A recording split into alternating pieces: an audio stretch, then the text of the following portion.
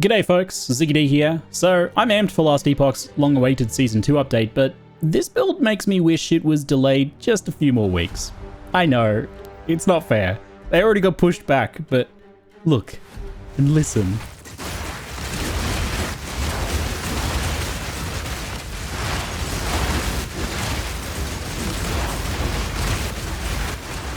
This is my Spearfield Amazon, a build that takes advantage of some really strong, interesting, and damn fun mechanics. It's a hybrid bleed and hit damage build in a pretty unique way. When clearing, bleed plays a supporting role, enabling knockback and Herald of Blood explosions to help clear. It also deals with the occasional molten shell or energy shield rare, since bleed now outright ignores those mechanics, which is amazing. The build's been buffed so many times this patch. But when it comes to bigger targets like pinnacle bosses, bleed takes a more leading role, dealing immense single target damage with Rake and Bloodhunt to pop bosses like blisters. Don't pop blisters. Spearfield is also a great boss killer itself, but there's no real drawback to just using it alongside dropping a big bleed. In fact, it further enhances bleed damage as well as doing a lot itself. So for map clearing, in addition to being immensely satisfying, Spearfield is incredible and very versatile. The skill summons a large number of spears that either instantly stab enemies or activate as a lingering hazard to deal a greater amount of damage to enemies that walk or are otherwise moved into them. To take advantage of this mechanic, we use Knockback, with an instilled staggering wounds notable, providing a 50% chance to knock back bleeding targets. To ensure that targets are bleeding, we have some bleed on crit chance on the tree, and incision from passives and also from the incision support gem. The high attack speed we get from the Amazon accuracy stacking, alongside the fact that spears are just kind of fast, and that Spearfield hits many times per attack, we get bleeds very quickly, and we get some pretty exceptional knockback. Of course, that means that enemies get sent flying into more spears. They get knocked back by one, into another, causing even more explosions and even more knockbacks. Sometimes it actually just sends an enemy like woo across the screen, which is always hilarious. It creates an overall very satisfying appearance, especially when you combine it with some armor break explosions and Herald of Blood pops on top of that. It feels very visceral and impactful, and the sound is quite the cacophony. And if the enemies survive this knockback trauma, they're forced to walk back through your field of spears, which just further knocks them back as they try to do so. And then there's the fact that Spearfield inherently maims enemies, slowing them down, forcing them to just sadly trudge through their fields of agony. By running just a little bit of blind chance on a duel as well, it also blinds them, lowering their accuracy and evasion, just making things more effective and humiliating. This setup can be played fast, aggressively stepping forwards or dashing to enemies with Bloodhunt only to force them to group up with Spearfield knockback, or it can be played safe, using Spearfield to prevent dangerous enemies from just getting anywhere near you while you backflip around with disengage. Imagine being a monster facing this build, right? Just knocked back by several dozen spears, maimed, blinded, while you're trying to slowly trudge through an ever-growing field of spears, just moonwalking in place from the knockback as you just bleed out and then eventually explode. Pretty sad state of affairs. Maim, blind, knockback, and aggressive poking.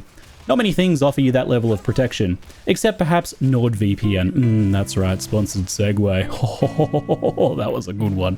NordVPN is your Spearfield for your internet browsing on your PC or mobile devices. Just as you click to place a Spearfield, a single click will activate NordVPN to maim approaching online threats, blind those that would try to look at your browsing, knock back malware and phishing attempts with Threat Protection Pro TM.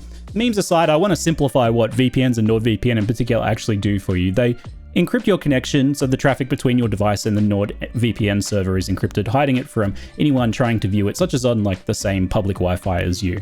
It hides your IP address from websites and services, showing the VPN's location instead of yours, and NordVPN does not keep user logs, and that's independently audited very regularly.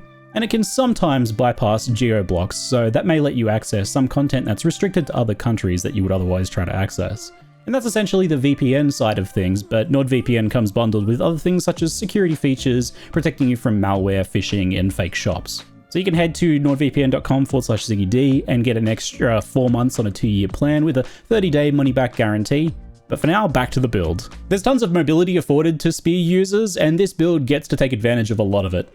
In addition to some nice speed boosts on the tree, we get Thunderous Leap for long jumps over terrain, Rake to gap close, and even faster Bloodhunt, which is really good when you're clear speeding, and then Disengage for a faster, stronger version of Dodge Roll, which you can also use to travel around. Disengage is also set up to make Shocked Ground and Consecrated Ground for a double whammy of utility and mobility. I seriously love this skill, and I'm really going to miss it when I change to like another playstyle that isn't using Spear, because it is a so much nicer version of Dodge Roll. It's much faster, it goes further, it hits enemies, it has interesting utility, it's supportable. I love it. On the defensive side of things, Wind Dancer is super effective in this build. We scale as much evasion as we can, of course, but its Gale Force actually kills stuff. That's that pulse that it sends out when you get hit. And the knockback is really potent here with Magnified Effect, Maim, and Arm's Length to give us lots of room to maneuver. It just pushes everything away and makes them really slow, so it's hard for anything melee to get back on top of you. You can go Evasion, Life, and Energy Shield combo long term here, but right now I'm just pure Life and Evasion, sitting at 70%-ish Evasion with my set of decent rare gear, not particularly highly invested on the Evasion side of things. I also layer in Block with 58% at the moment, which I felt is a pretty solid improvement when I put that on there. It's pretty low investment too, as there's only really Life, Evasion, and Block on shield prefixes anyway. There's nothing else to get, so you might as well. And then Bucklers are just really cheap in general too, so getting a good one's easy. Nodes like Glancing Hits and Shield Expertise on the tree are in great spots for us, and they give the build a pretty effective boost to your survivability. The some damage taken part of one of those nodes feels absolutely worth it as well, both mathematically and in actual gameplay. One of the best defensive tools though is Leech. As a physical build, you absolutely want to take advantage of Life and Mana Leech. It's really hard to get it on other builds, and when you can finally take full advantage of like this, oh, it feels so good. It's easy to get Leech on your rings or gloves, but rings are a bit better because gloves have a lot of great DPS suffixes competing for Leech, so rings are much easier. Mana is just fully solved by a single Mana Leech affix. I've got +4 skills now at level 19 on my main skills, and only now do I ever notice my mana drop at all, and a Mana Flask more than covers that, and that's only really if I'm spamming without actually hitting any enemies. When you're hitting enemies, it's kind of fine. But a little bit of Mana Flask supplements it if you stack too many plus levels. Early on, without the plus levels though, Mana Leech more than covers it. And then of course, Life Leech. It's amazing for survival. Just a single Life Leech roll has made a huge difference throughout the entire game, from Crawl onwards basically. But as I push some of the hardest content, like Simulacrums in particular, where you're really just getting punished a lot, I do wonder if it'd actually be worth instilling something like Bloodthirsty to juice up that Leech a little bit more. With how good it is, I suspect the faster speed of that could be really nice. You could do that and then get Knockback on a support gem for Spearfield instead, for example, something that I might want to test in the future, but that's only really for Simulacrums really, and maybe for super juiced maps. Once you get good chaos resistance and around 2500 life with a setup like this, you pretty rarely die, especially using Spearfield and your mobility tools, but we do have one major weakness. It's the weakness of all evasion / block builds, and that's slams. Slams and things like explosions ignore evasion, right? And block. They can hit pretty hard too. 2500 life is kind of the magic number to survive most of the basic slams from white monsters throughout maps, but a damage boosted map in some way or a juiced up rare monster slam is going to be deadly until you get substantially more than that, which is often unfeasible. Many of the bigger slams, thankfully, are very well signaled and pretty easily avoidable, especially you do kind of tend to learn what to look out for. The guys carrying the big statues that slam them down, for example, are pretty obvious. But you'll occasionally get popped by one of the quick, longer range slams that are a bit less obvious. ZiggyD just put out a patch nerfing some of those, which has helped a lot. But occasionally things will still get you like that, especially if you're alking and going like I have been on like tier 15 and 16 maps. At that point, some of those extra damage mods will cause those slams to get you every so often. With really good evasion gear, we could certainly try acrobatics. Even a 40 to 50% chance to avoid slams would obviously be really big, and the block would help cover the gaps from strikes and projectiles, so the loss would probably be worth it, but that's going to take some more investment than where I'm at overall, which is about a divine or less for each piece of gear, roughly. And that was before I viled them. I like to gamble, and sometimes it pays off. As I mentioned though, the other route is that you can go Evasion Energy Shield. That's just to get a raw, total large life pool to help protect you against that slam effectively. Something you only really want to do at higher budget as well. It's just about having that big health pool. That's mostly for high budget as well, and of course you can explore things like Ghost Dance once you swap to an Evasion Energy Shield setup, so that's something to potentially explore, but not something I've felt necessary all the way up into Alk and Go tier 15s at least, and starting to push pinnacle content, as long as you're okay with the very occasional slam death. So let's talk about big bossing DPS. Spearfield is excellent single target because it just the sheer number of hits it puts out, especially on any larger bosses, it's often doing something between 300 to 600% weapon damage per attack, which is insane for something this fast. And that's not including the bleed, that's just the actual hits. And then you throw in a Rake bleed to roughly double that damage, and you're talking some pretty decent damage. Rake's set up for pure bleed power here and no real hit damage, and the idea is to just rake a few times to fish for a big crit. So usually 2 to 4 rakes, depending on your crit chance, will score a good one for you. Of course, you've got physical variance, so sometimes it might be nice to just try and stack a couple just until you get that one big bleed. If you don't know how bleed works, it's the biggest bleed that's currently present on the target is the one that's dealing its damage. So you can just attack several times until you get a good one. So you rake in, disengage to try and fish for like a big crit bleed. Once you score it, as that target bleeds, Spearfield stacks incisions to boost damage taken, increasing by up to 20% damage taken from 1,000 cuts. Normally, Spearfield consumes these incisions to cause bleed, so it wouldn't really do anything. You'd have like 1 or 2 incisions most of the time. But during larger boss fights, mostly pinnacles, you don't really need to do this for regular map bosses. They die too fast. We can swap in the Bloodlust gem. So this clever little combo here stops Spearfield from causing bleeds. So it actually just maintains 10 incisions for 20% increased bleed damage taken, which applies to the pre-existing bleed on the target. You may have noticed I have a companion. My beast here does 2 things, a physical damage aura to boost damage and shock on hit. It doesn't matter the type of beast really. The all damage shocks effect that it has actually gives them 100% shock chance with any hit. And you can link them to overcharge gem as well to make it 30% extra increase taken instead. That affects both hit damage from things like Spearfield and also lingering bleeds on the target even if applied after the fact. It doesn't really matter if the beast gets like shocked with this because the last gasp gem just keeps them alive long enough to do what they need to do anyway, and as long as they get that shock there and give me, the physical damage aura some of the time, I'm happy. The beast companion is a wicked damage boost, or you can use them for other things like haste or utility effects, but there's one problem that I discovered, and that's that they hit enemies, and it'd be nice if you could just tell them not to.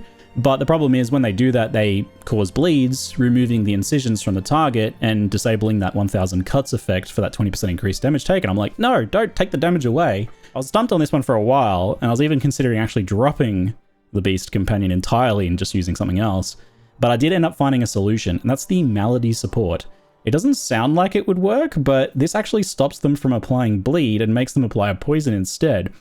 I actually wonder if it works because it uses the 100% bleed chance from incision to apply poison instead, but without actually removing the incision effect. There's probably a build there where you can use like Malady and incision to apply poisons, guaranteed. Maybe something to test. Anyway, I have to say this has been a really fun build tinkering process for me. I've been cooking on this one, I feel. I'm pretty proud of myself a bit, for the incision Spearfield tech and the Malady solution that I come up with here. I think kind of clever. But anyway, enough ego stroking. There's more single target juicing to discuss, and that is Bloodhunt, which deals a huge explosion of damage based on the amount an enemy has bled. So you pop it after a big bleed to finish them off, or at least to chunk them very heavily. Since the damage is already based off your bleed, you can't scale it because that'd be double dipping, and that's illegal. So if you don't like illegal things, look away now, block your ears. I've linked Impale to this skill. Impale technically doesn't scale the damage of the explosion, so it's legal. But it does cause an Impale that stores 30% of that whopping great physical damage from the Bloodhunt.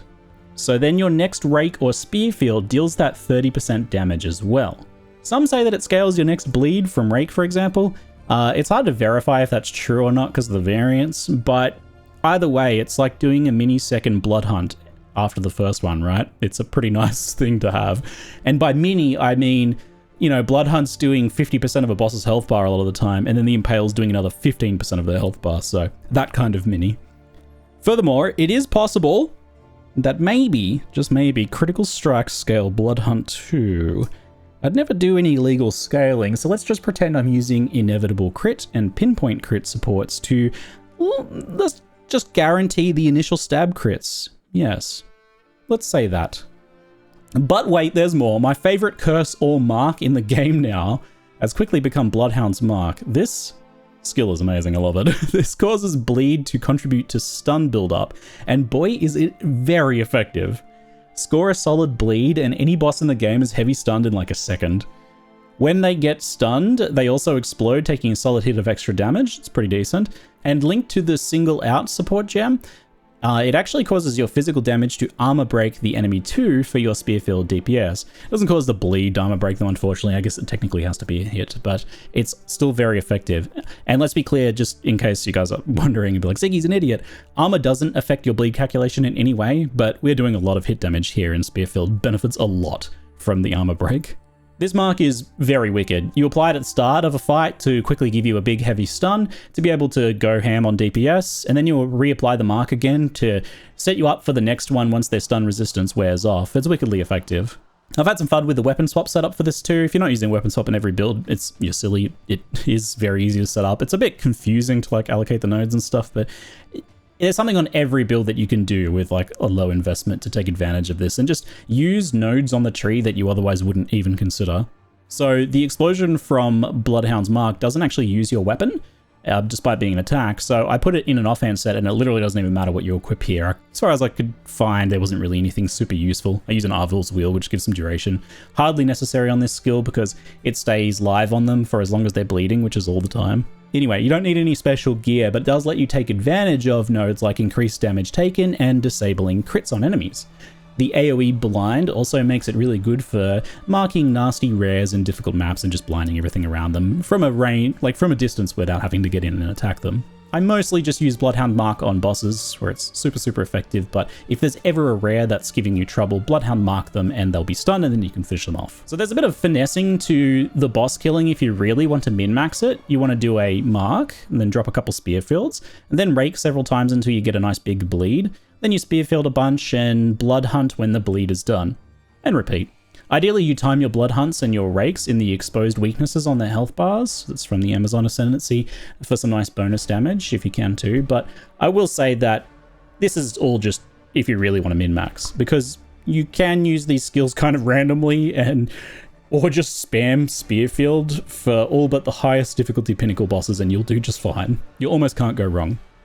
And let's talk about the DPS side of my gear as well here, because that's somewhat relevant. I have good rares. Spear and gloves are probably the best, very solid, and they cost me about a divine each, though the spears may be worth a bit more like 2 divine now that people have caught on to the accuracy math and stuff, so it's worth a little bit more now, but you can go so much higher than this. Rice Lathers is very pricey, but a well-rolled one can give you a huge boost to bleed and overall DPS.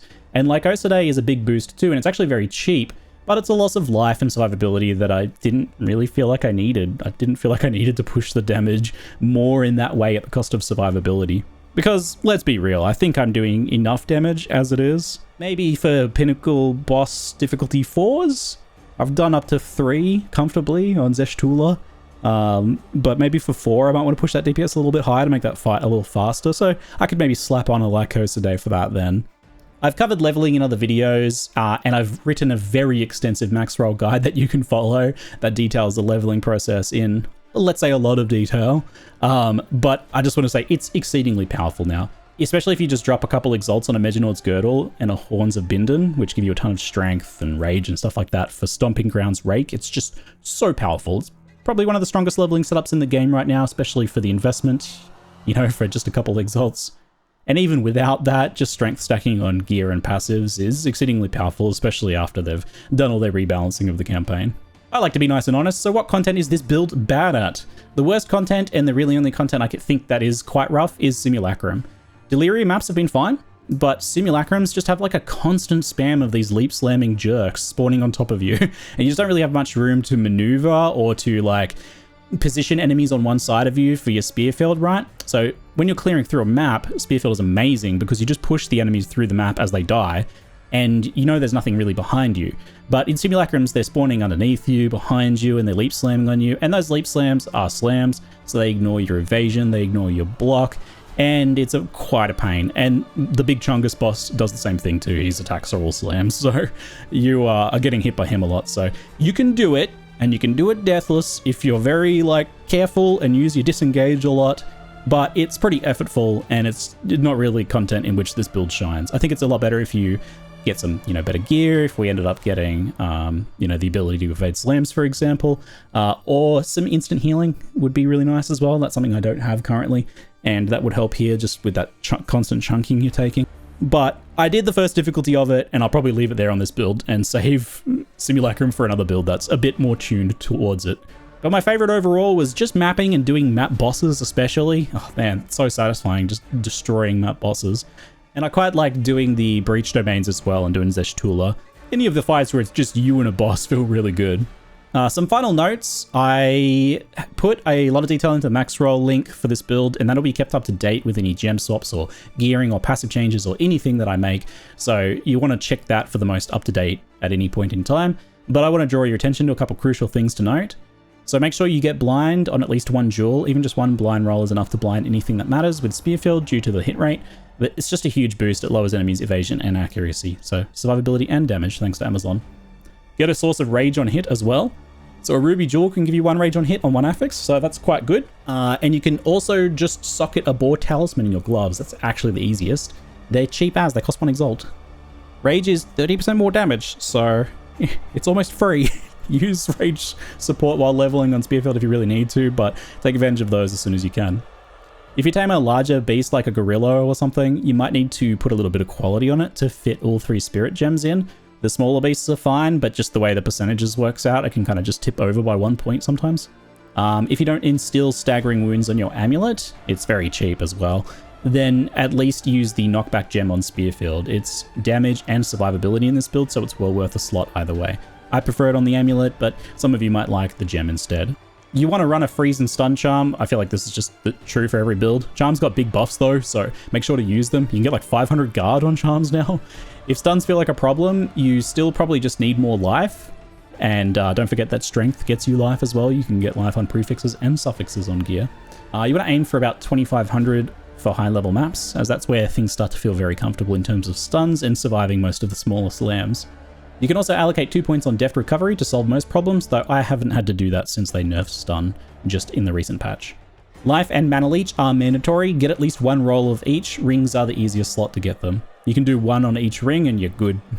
And just don't be afraid to mess with gem choices here. Don't consider whatever I put in the planner to be sacrosanct, because I'm literally changing it daily. So I have been messing around and tinkering constantly, and I've put in there what I think is the best / most fun. Like the armor break explosions aren't like super effective, but they're a little bit of a clear speed boost and they're really satisfying. So I put them in there, but you can use, you know, knockback distance, for example. I use that for a long time, or you can just throw bullseye on for slightly higher crit DPS. Really, you've got tons of options, and don't be afraid to mess around. There's literally so many gems that work in this build, and I am constantly discovering new things. So I hope to return to this build when I get some time after some Last Epoch hours have been put in. Because there's just more I can do on it, and I can see jamming it for so much longer if I had time to do so. It's just such a fun, interesting combination of skills, supports, and passives and little things, and I feel like I'm just discovering new tech constantly.